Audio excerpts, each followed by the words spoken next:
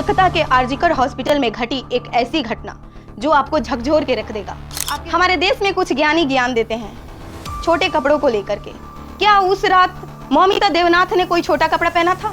कोई छोटा कपड़ा नहीं पहनने के बावजूद भी उनका जिस्म नोचा गया। आखिर क्यों? आखिर ऐसा क्या हुआ जो मौमिता देवनाथ को अपने जान से हाथ धोना पड़ा? कहते हैं ना, जब बेटियां ही नहीं रहेगी तो माँ बहन कहाँ से लाओगे।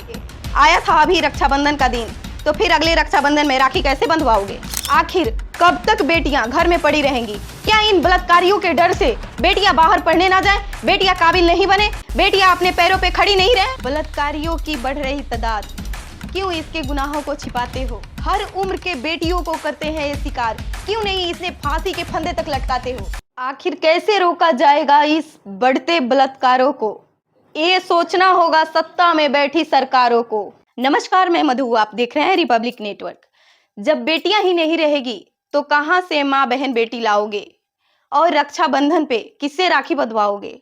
आइए आज हम बात करते हैं एक ऐसी घटना के बारे में जो पूरे देश को हिला करके रख दिया है, झकझोर के रख दिया है। इस घटना के बारे में आज हम बात करेंगे जो आपका दिल दहला देगा। सोशल मीडिया से लेकर के न्यूज चैनल तक बस एक ही मुद्दा है अभी, कोलकाता के आरजीकर हॉस्पिटल में घटी एक ऐसी घटना जो आपको झकझोर के रख देगा। आपके रोंगटे खड़े हो जाएंगे इस घटना को सुनने के बाद। कोलकाता की होनहार डॉक्टर मौमिता देवनाथ गरीब परिवार से होने के बाद भी अपने हौसलों को ऊंची उड़ान देने के लिए मेडिकल कॉलेज में दाखिला लेती है।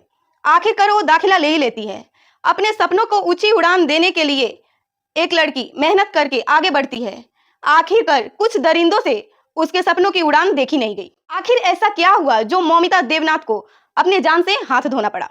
क्या मौमिता देवनाथ की यही गलती थी कि वो 36 घंटे की लंबी शिफ्टिंग के बाद उनकी आंख लग गई? क्या मौमिता देवनाथ के खिलाफ बहुत बड़ी साजिश रची गई थी, या फिर मौमिता देवनाथ को कुछ ऐसा पता लग गया था जिसके वजह से उनके खिलाफ कुछ ऐसी साजिश रची गई और रातों रात इस घटना को अंजाम दिया गया? आखिर बेटियां कब तक बलि चढ़ेंगी? कब तक हमारे देश की बेटियां बलि चढ़ती रहेंगी? हमारे देश में कुछ ज्ञानी ज्ञान देते हैं छोटे कपड़ों को लेकर के। क्या उस रात मौमिता देवनाथ ने कोई छोटा कपड़ा पहना था? कोई छोटा कपड़ा नहीं पहनने के बावजूद भी उनका जिस्म नोचा गया। आखिर क्यों? पूछता है रिपब्लिक नेटवर्क कि उस रात मौमिता देवनाथ ने कोई छोटे कपड़े नहीं पहने थे, फिर भी उनके जिस्मों को नोचा गया, खरोचा गया। आखिर क्यों? कमेंट सेक्शन में जरूर बताएं। हमारे देश में जब एक डॉक्टर ही सुरक्षित नहीं है तो हम आम आदमी की तो बात ही छोड़ो। वे डॉक्टर जिनको हम भगवान का स्वरूप मानते हैं, भगवान के बाद एक डॉक्टर ही ऐसा होता है जो हम इंसानों को जीवन दान देता है। कहते हैं ना, जब बेटियां ही नहीं रहेगी तो माँ बहन कहाँ से लाओगे। आया था अभी रक्षाबंधन का दिन, तो फिर अगले रक्षाबंधन में राखी कैसे बंधवाओगे? हमारे देश में आखिर कब तक निर्भया जैसे कांड को अंजाम दिया जाएगा? निर्भया 1, निर्भया 2, कब तक भी? अब बंद करो इस निर्भया कांड को। हमारे देश के सारे डॉक्टर सड़कों पे उतर आए हैं मौमिता देवनाथ के इंसाफ के लिए। गरीब परिवार से पली बड़ी बेटियां, माँ बाप एक एक रुपए जोड़कर बच्चों को बाहर पढ़ने के लिए भेजते हैं।